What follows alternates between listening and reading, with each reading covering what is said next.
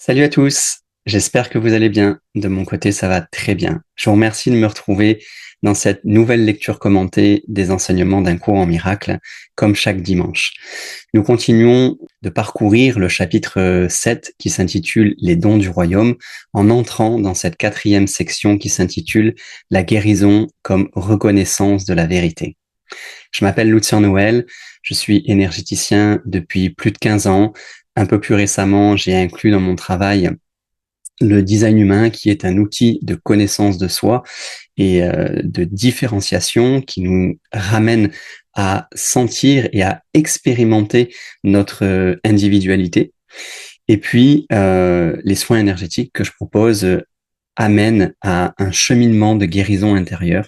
Et tout ça est chapeauté par les enseignements d'un cours en miracle que je vous propose en lecture commentée depuis maintenant quelques semaines, quelques mois même, et qui vient vraiment envelopper l'ensemble, puisque pour le cours en miracle, il n'y a pas de différenciation, il n'y a simplement eu que l'unité, il n'y a toujours eu que l'unité, et il n'y aura toujours que l'unité. Donc, c'est un parcours que je vous propose de la reconnaissance de notre identité personnelle, même si évidemment le cours évoque cette reconnaissance individuelle et personnelle comme un leurre, finalement, comme une illusion, comme un rêve. Toutefois, comme nous sommes dans ce rêve et que nous y croyons, puisque vous regardez votre ordinateur et moi derrière, et je fais pareil, donc on a bien une croyance à ce que nous sommes en train d'expérimenter là dans la matière. Or, pour le cours en miracle, pour ceux qui le connaissent, ce n'est pas une découverte, mais pour ceux qui le découvrent, rien de réel n'existe si ce n'est l'amour. Tout le reste est une illusion. Et le corps et ce monde tout entier que nous expérimentons sont des outils d'apprentissage au souvenir que nous n'avons jamais quitté la source, que nous sommes une partie de Dieu, que nous sommes dans le royaume et que nous ne l'avons jamais quitté. D'accord? Donc il peut y avoir un parallèle entre. Alors pourquoi tu enseignes, tu partages le design humain, qui est une science de la différenciation, qui nous apprend à reconnaître nos différences dans notre fonctionnement, notamment dans les prises de décision, dans la qualité des environnements qui nous sont le plus favorables, dans nos qualités, nos potentiels qui sont différents pour chacun, alors qu'en fait, le cours en miracle enseigne que rien de tout ça n'existe. Eh bien, simplement parce que il y a un cheminement, selon ma perception, bien évidemment, à comprendre et à faire. Il est important pour moi de reconnaître le corps pour ce qu'il est, un outil d'apprentissage, de l'honorer, de vibrer avec, pour petit à petit se détacher de cette illusion et de cette croyance. Mais pour moi, en tout cas tel que je le partage, ça se fait dans une conscience, dans une réhabilitation progressive que l'on pourrait nommer cheminement intérieur, même si il n'y a pas de chemin au sein du cours en miracle, il n'y a pas de chemin. Il y a se rappeler de la vérité et la vivre ou être dans l'illusion. Il y a pas de demi-mesure, il n'y a pas de nuance, c'est vraiment radical. Et j'adhère à 100% à cette vision. Toutefois, comme je le disais précédemment, selon ma perception, bien évidemment, c'est très subjectif, eh bien, nous pouvons cheminer dans cette conscience de l'unité, de la reconnaissance du soi, du petit jeu, on va dire, de la personnalité, de l'ego, pour finalement la laisser se dissoudre. Mais c'est important de mettre les yeux dessus et de ne pas nier, puisque le cours le dit bien, nier le corps serait une folie.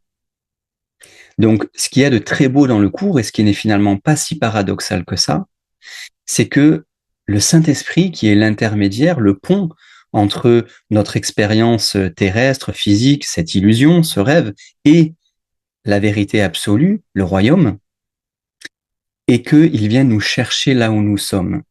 Il vient tout doucement nous secouer, nous bousculer, tout doucement, nous bercer pour nous réveiller de ce rêve.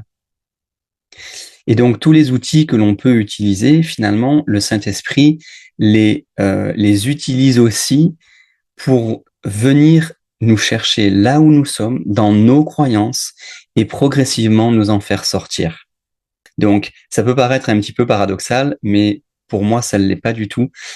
Et au contraire, chaque outil a sa place. Mais toutefois, le cours en miracle est bien plus intransigeant, non dualiste, et nous dit que seul l'amour est réel. Tout le reste ne l'est pas.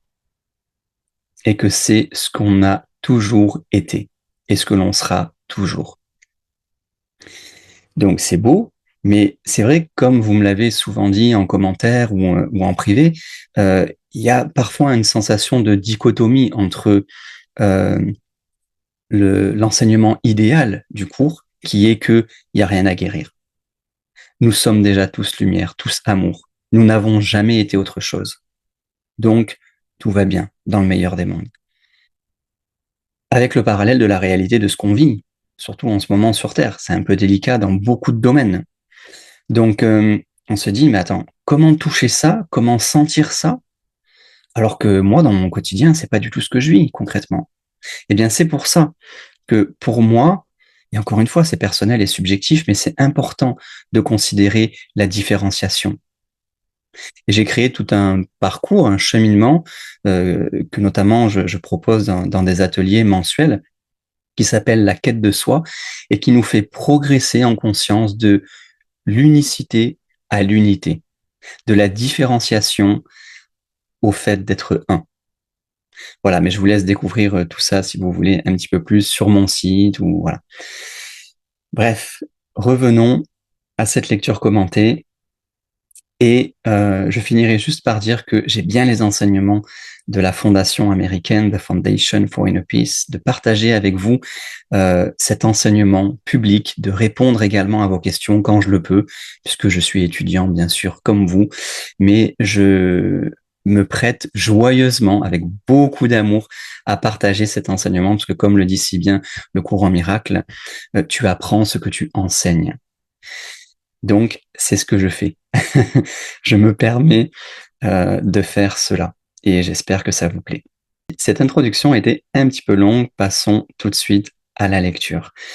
Pour ceux qui me découvrent ici, hormis tout ce que je viens de dire, je vous invite, je vous propose à écouter la lecture que je vais entrecouper d'explications, de commentaires, à vraiment sentir les mots dans votre cœur, dans votre corps, dans vos cellules, pour vraiment percevoir si ça résonne ou pas en vous, de quelle manière. Le but de cet enseignement, c'est que le Saint-Esprit vienne nous chercher là où nous sommes. Donc le but, c'est de se mettre à disposition, de sentir, de recevoir, de se laisser vibrer par cet enseignement. Ok? Sinon, évidemment, ça peut n'avoir aucun sens. Et je l'entends bien. Mais si vous vous laissez toucher par l'essence, au-delà du mot, c'est pour moi de toute beauté. Mais bon, c'est personnel. Commençons. La guérison comme reconnaissance de la vérité. La vérité peut seulement être reconnue et il est seulement besoin de la reconnaître. L'inspiration est du Saint-Esprit. La certitude est de Dieu, conformément à ses lois. Toutes deux, donc, viennent de la même source, puisque l'inspiration vient de la voix pour Dieu et que la certitude vient des lois de Dieu. La guérison ne vient pas directement de Dieu, qui connaît ses créations parfaitement entières. Or, la guérison est toujours de Dieu, parce qu'elle procède de sa voix et de ses lois. Elle en est le résultat dans un état d'esprit qui ne le connaît pas. Cet état, lui, est inconnu et donc n'existe pas. Mais ceux qui dorment sont inconscients. Parce qu'ils sont inconscients, ils ne connaissent pas. J'aimerais qu'on s'attarde sur cette phrase. La guérison ne vient pas directement de Dieu, qui connaît ses créations parfaitement entières. Or, la guérison est toujours de Dieu. Qu'est-ce que ça veut dire? On pourrait percevoir ici un paradoxe, mais en réalité, le cours nous dit quelque chose de très précis. Dieu ne guérit pas parce qu'il ne voit rien de brisé. Donc la guérison appartient à la dimension de la perception, pas à la dimension de la connaissance. Elle est le pont entre là où nous croyons être, séparés, malades, endormis, et ce que nous sommes réellement. Le Saint-Esprit opère dans cet espace intermédiaire, comme je vous le disais tout à l'heure. Pas parce que la séparation est réelle, mais bien parce que nous la percevons comme telle. La nuance est vraiment importante, très subtile, mais vraiment importante. Je reprends le texte. Le Saint-Esprit doit œuvrer par toi pour t'enseigner qu'il est toi. C'est une étape intermédiaire vers la connaissance que tu es en Dieu parce que tu fais partie de lui. Dans les miracles que le Saint-Esprit inspire, il ne peut y avoir d'ordre de difficulté, parce que toutes les parties de la création sont d'un seul ordre. C'est la volonté de Dieu et la tienne. Les lois de Dieu établissent cela et le Saint-Esprit te le rappelle. Quand tu guéris, tu te souviens des lois de Dieu et tu oublies les lois de l'ego. J'ai dit plus tôt que l'oubli n'est qu'une façon de mieux se souvenir. Ce n'est donc pas l'opposé de se souvenir quand il est perçu correctement. Perçu incorrectement, il induit une perception de conflit avec quelque chose d'autre, comme le fait toute perception incorrecte. Correctement perçu, il peut être utilisé comme voie menant hors du conflit, comme peut le faire toute perception correcte. Alors arrêtons-nous sur cette phrase. Le Saint-Esprit doit œuvrer par toi pour t'enseigner qu'il est toi. C'est une très belle formulation, je trouve, très touchante dans ce passage. Le Saint-Esprit ne peut pas simplement te dire qu'il est en toi de l'extérieur, parce que cette connaissance ne s'enseigne pas, elle se vit. C'est en guérissant, en offrant un regard différent, en choisissant la paix plutôt que le conflit, qu'on fait l'expérience directe de sa présence. La voie passe par l'action, pas pour mériter, mais pour reconnaître. Et la deuxième phrase sur laquelle je voulais revenir, qui dit « Quand tu guéris, tu te souviens des lois de Dieu et tu oublies les lois de l'ego. » L'oubli dont parle le cours ici, c'est pas une perte, c'est une libération. Oublier les lois de l'ego, la compétition, la séparation, la culpabilité, la peur, c'est simplement cesser de croire à ce qui n'a jamais été vrai. Et dans cet oubli, quelque chose se souvient. Quelque chose en nous reconnaît les lois de Dieu parce qu'elles sont ce que nous sommes. Et c'est pour ça que je vous disais tout à l'heure, écoutons cet enseignement depuis le cœur, depuis les cellules. Parce que les lois de Dieu sont ce que nous sommes.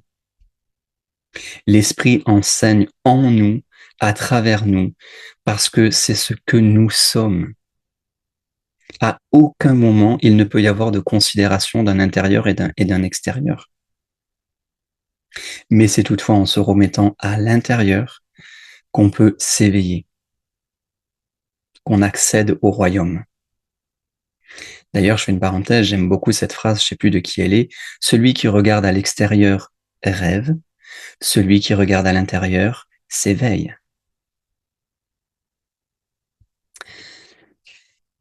Je reprends le texte. L'ego ne veut pas enseigner à tous ce qu'il a appris, parce que cela irait à l'encontre de son propre but. C'est pourquoi en réalité, il n'apprend pas du tout. Le Saint-Esprit t'enseigne à utiliser ce que l'ego a fait pour enseigner l'opposé de ce que l'ego a appris, entre guillemets appris. Le genre d'apprentissage importe aussi peu que l'aptitude particulière qui fut appliquée pour apprendre. Tu as seulement besoin de faire l'effort d'apprendre, car le Saint-Esprit a un but unifié pour l'effort. Si des aptitudes différentes sont appliquées assez longtemps dans un seul but, les aptitudes elles-mêmes deviennent unifiées. C'est qu'elles sont canalisées dans une seule direction ou d'une seule façon.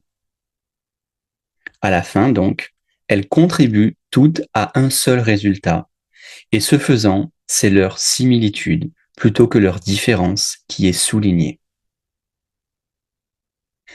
Alors là, revenons sur cette phrase, si vous voulez bien. Le Saint-Esprit t'enseigne à utiliser ce que l'ego a fait pour enseigner l'opposé de ce que l'ego a appris. C'est ce que je vous disais un peu en introduction avec l'apparente illusion ou séparation entre le fait de considérer le corps, l'intelligence du corps, et que nous sommes dans cette expérience parce que nous y croyons, et le cheminement à se souvenir que nous sommes Dieu. Eh bien là, le Saint-Esprit fait la même chose. Il utilise ce que l'ego a soi-disant appris pour nous proposer l'opposé. Donc il s'appuie sur ça. Mais il part de quelque chose, il part de là où nous sommes, il parle, en tout cas, il part de là où nous croyons être. Donc ça nous dit que rien n'est perdu, rien n'est gaspillé. Chaque talent, chaque capacité, chaque aptitude développée dans la vie, même au service de l'ego, peut être retournée vers la guérison. Le cours ne demande pas ici de tout abandonner, il demande de changer la direction dans laquelle on regarde, vers laquelle on pointe. L'outil reste le même, c'est le but qui change tout.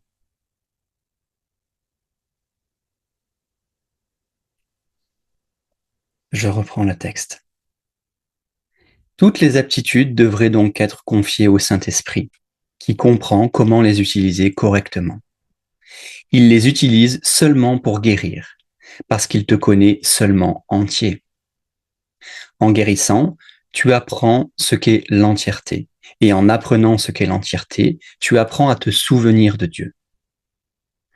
Tu l'as oublié, mais le Saint-Esprit comprend que ton oubli doit être traduit en une façon de te souvenir. Le but de l'ego est aussi unifié que celui du Saint-Esprit, et c'est pour cela que leurs buts ne pourront jamais être réconciliés en aucune façon ni aucune mesure. L'ego cherche toujours à diviser et à séparer. Le Saint-Esprit cherche toujours à unifier et à guérir.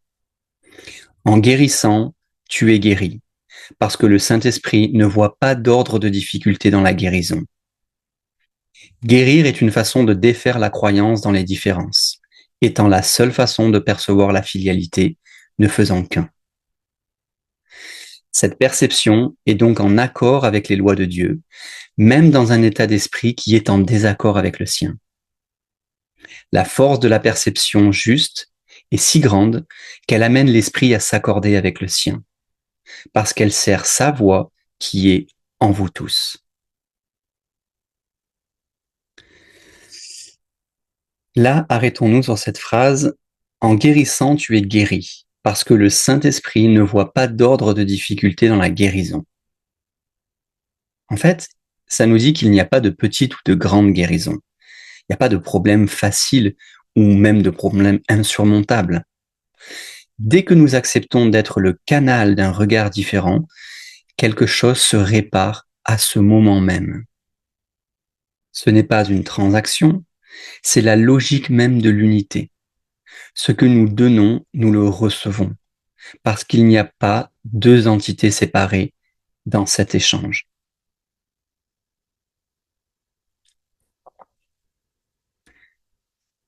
Je reprends le texte. C'est un réel délire de penser que tu peux t'opposer à la volonté de Dieu. L'ego croit qu'il le peut et qu'il peut te faire le don de sa propre volonté, entre guillemets volonté. Tu n'en veux pas. Ce n'est pas un don. Ce n'est rien du tout. Le don de Dieu t'a fait. C'est à la fois ce que tu as et ce que tu es. Quand tu ne l'utilises pas, tu oublies que tu l'as. En ne te souvenant pas, tu ne connais pas ce que tu es. Guérir, donc, est une façon d'approcher la connaissance en accordant ta pensée avec les lois de Dieu et en reconnaissant leur universalité. Sans cette reconnaissance, tu as rendu ces lois insignifiantes pour toi. Or, les lois ne sont pas insignifiantes, puisque toute signification est contenue par elles et en elles. C'est beau, je trouve. Alors revenons sur cette phrase, le don que Dieu t'a fait, c'est à la fois ce que tu as et ce que tu es. Je l'avais déjà abordé dans une vidéo précédente qui nous dit avoir et être sont réconciliés. Il n'y a pas de différence. Or, nous vivons dans une culture de l'acquisition où avoir quelque chose est distinct d'être quelque chose. Mais ici, le cours nous enseigne et nous rappelle que ce que Dieu t'a donné, tu ne peux pas le perdre parce que c'est ce que tu es. L'identité et le don sont un. Ce qui signifie que la guérison n'est pas quelque chose qu'on obtient, c'est quelque chose que l'on reconnaît avoir toujours été.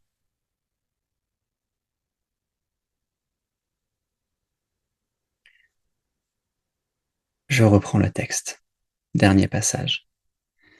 Cherche premièrement le royaume des cieux, parce que c'est là que les lois de Dieu opèrent véritablement, et elles ne peuvent opérer que véritablement, parce que ce sont les lois de la vérité. Mais ne cherche que cela, parce que tu ne peux trouver rien d'autre. Il n'y a rien d'autre. Dieu est tout en tous, au sens le plus littéral. Tout être est en lui, qui est tout être. Tu es donc en lui, puisque ton être est le sien. Guérir est une façon d'oublier le sentiment de danger que l'ego a induit en toi, en ne reconnaissant pas son existence en ton frère. Cela renforce le Saint-Esprit en vous deux, parce que c'est le refus de reconnaître la peur. L'amour n'a besoin que de cette invitation. Il vient librement à toute la filialité, étant ce qu'est la filialité. En t'éveillant à lui, tu ne fais qu'oublier ce que tu n'es pas.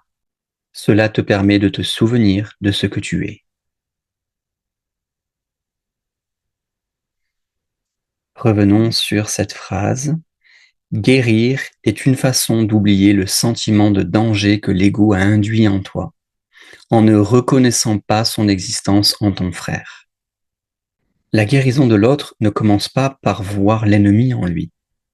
Ce n'est pas de la naïveté. Ce n'est pas du déni de ses comportements, mais c'est un refus de valider l'illusion de sa dangerosité profonde. Quand nous refusons de reconnaître la peur comme réelle, nous laissons de la place à l'amour. Et l'amour, dit le cours, n'a besoin que de cette invitation. Il arrive librement parce qu'il est déjà là. En fait, c'est un peu cette métaphore de laisser les nuages passer, qui pourrait être similaire à la peur, parce que derrière, il y a le soleil. Et en fin de compte, il y a toujours eu le soleil au-dessus des nuages. C'est vraiment la même métaphore que l'on peut trouver ici. Et de reconnaître que euh, voir l'ennemi en l'autre, c'est cultiver la séparation, puisque l'autre, c'est soi. Il n'y a pas de différence entre les deux. Et donc, quelque part, donner de la valeur à l'attaque, à la blessure potentielle, c'est se croire séparé de l'autre. Donc, c'est sûr que ça pourrait en faire bondir certains si vous tombez sur cette vidéo pour la première fois et que vous êtes encore là à ce timing. C'est de dire, mais attends, je peux être blessé, je peux faire du mal à l'autre, il y a des guerres sur Terre, il y a de la famine, il y a des belles choses aussi, mais il y a tout ça, quoi. Donc, ça veut dire quoi? On ne le regarde pas, qu'on ne le voit pas, on ne le considère pas. Pas du tout. Ça serait une erreur de faire ça. Puisque le cours, et Jésus particulièrement nous dit, ignorer le corps serait insane. Je répète que l'idée, c'est toujours de partir de là où on est. Mais d'oser voir autrement. De s'en remettre au Saint-Esprit et de le laisser nous guider à voir les choses autrement. Non pas de l'angle séparatiste, mais de l'angle unifié. Pour finalement, laissant de plus en plus de place à cette unité, à cette unification, reconnaître qu'il n'y a toujours eu que ça, que seul cela est la vérité. Donc, dans les tréfonds de notre existence illusoire et souffrante, bien sûr que la séparation a toute sa valeur. Bien sûr que l'on peut considérer ce que l'on voit autour de nous, les guerres, le malheur, la famine, etc., etc. Mais du point de vue du Saint-Esprit, rien de tout ça n'existe. Et le pont, encore une fois, c'est le Saint-Esprit qui le fait. C'est vraiment cette image du rêve que l'on peut prendre et que j'ai déjà proposé dans d'autres vidéos. Quand nous sommes en train de dormir, on peut rêver autant un rêve agréable qu'un cauchemar. Dans les deux cas, quand on se réveille le matin, on n'essaye pas de changer le rêve ou le cauchemar. On les prend pour ce qu'ils sont, des illusions. Et même si dans le rêve, on est tombé d'une falaise, on a combattu, on a cru être blessé, on a même ressenti dans le rêve, jusqu'à parfois même nous réveiller, eh bien on constate à notre réveil que non, on n'est pas blessé, tout va bien. C'est la même métaphore transposée entre ce monde et le corps physique et le royaume de Dieu. Nous sommes partie intégrante du royaume de Dieu et il n'en a jamais été autrement. Il ne peut pas en être autrement. Mais je vous l'accorde, le jeu est bien fait, au point de croire que nous sommes séparés, que nous sommes joyeux, que nous sommes souffrants, que nous sommes heureux, que nous sommes blessés. Rien de tout ça n'existe. Il n'y a que la paix de Dieu. Et tous les attributs proposés dans le monde de la perception que sont la guérison, le miracle, l'expiation, sont des outils qui nous permettent de conscientiser, ce sont des leviers, des ponts qui nous permettent de reconscientiser le royaume. C'est tout. Et il est dit dans le début du texte, la guérison n'a pas de sens. Dieu ne sait pas ce que c'est que la guérison, puisqu'il ne nous a jamais vus qu'entiers. À aucun moment, pour Dieu, nous sommes séparés. Donc, comment percevoir un quelconque chemin ou un quelconque attribut que pourrait être un miracle, ou la guérison, ou un cheminement quelconque? Ça n'a pas de sens. Dans l'unité, ça n'a pas de sens. Ça n'existe pas. Et nous sommes cette unité. Donc, c'est très challengeant pour l'ego qui peut entendre ce que je suis en train de dire, ou même le courant miracle, et se dire, mais il y a une dichotomie énorme. C'est à devenir fou, en fait. Et tout l'art, c'est justement de lâcher ça, d'écouter la résonance qu'il y a dedans et de s'abandonner à soi. Pour moi, c'est le seul chemin. Mais je suis curieux d'avoir votre avis, votre sensation, euh, votre perception en commentaire si vous le souhaitez. Il existe d'ailleurs, pour ceux qui ne le savent pas, un ouvrage d'exercices qui est mis à disposition et qui contient 365 exercices, un pour chaque jour, que l'on peut théoriquement faire un par jour, et qui nous invite justement à déconstruire la vision de l'ego. C'est un entraînement de l'esprit à penser différemment. Et je crois d'ailleurs, pour vous donner un exemple, que le premier exercice est de s'asseoir, de regarder autour de soi et de répéter que ce qu'on voit autour de soi n'a aucune signification. Je crois qu'il est donné des exemples comme cette table n'a aucune signification. Cette fenêtre n'a aucune signification. Cette main n'a aucune signification. Et de répéter quelques phrases comme ça. Et ça peut paraître au début très contre-intuitif parce que qui regarde? qui est en train de dire que cela n'a pas de signification? C'est justement l'ego qui croit en la signification. Donc, c'est ça que je trouve beau dans le courant miracle et qui est parfois un peu challengeant, c'est d'apprendre à nouveau à penser depuis le Saint-Esprit.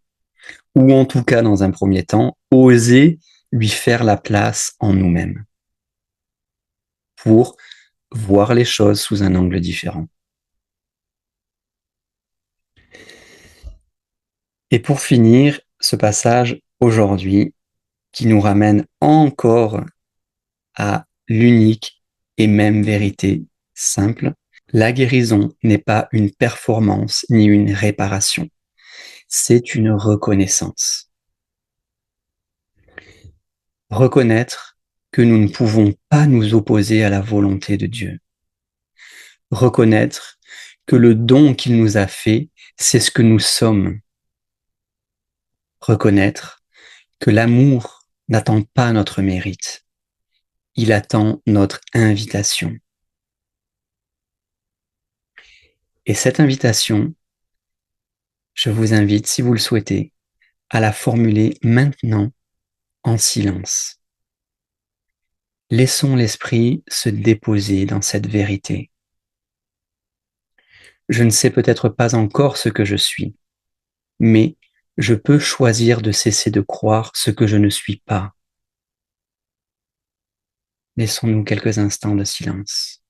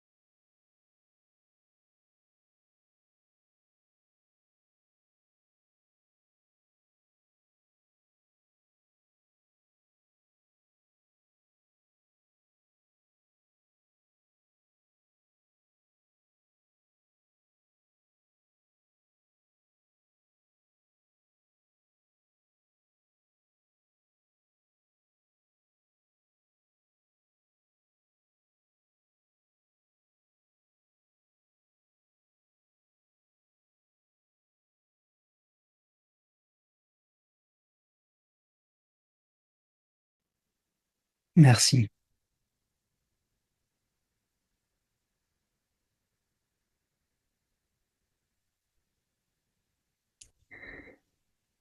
Merci à toi de m'avoir accompagné jusqu'ici dans cette lecture commentée hebdomadaire. J'espère qu'il y aura eu des résonances en toi, peut-être un simple craquement à l'intérieur d'un ego qui peut parfois être un petit peu trop sûr, un petit peu trop rigide, pour que la douceur, la puissance de qui nous sommes et que nous avons toujours été puisse à nouveau prendre pleinement sa place. Je te souhaite de passer une excellente semaine. Si tu as des retours à me faire, si tu as des questions, tu peux les poser en commentaire. Si tu me découvres avec cette vidéo, tu peux t'abonner, tu peux mettre un like ou même partager à ton entourage cette vidéo, ce message. La semaine prochaine, nous aborderons la 5e section qui parlera de guérison et d'inchangeabilité de l'esprit. Si vous voulez la lire, jeter un œil avant et me poser des questions si vous en avez, ça sera avec plaisir de les inclure dans la prochaine lecture. D'ici là, prenez bien soin de vous. Merci encore. À très bientôt.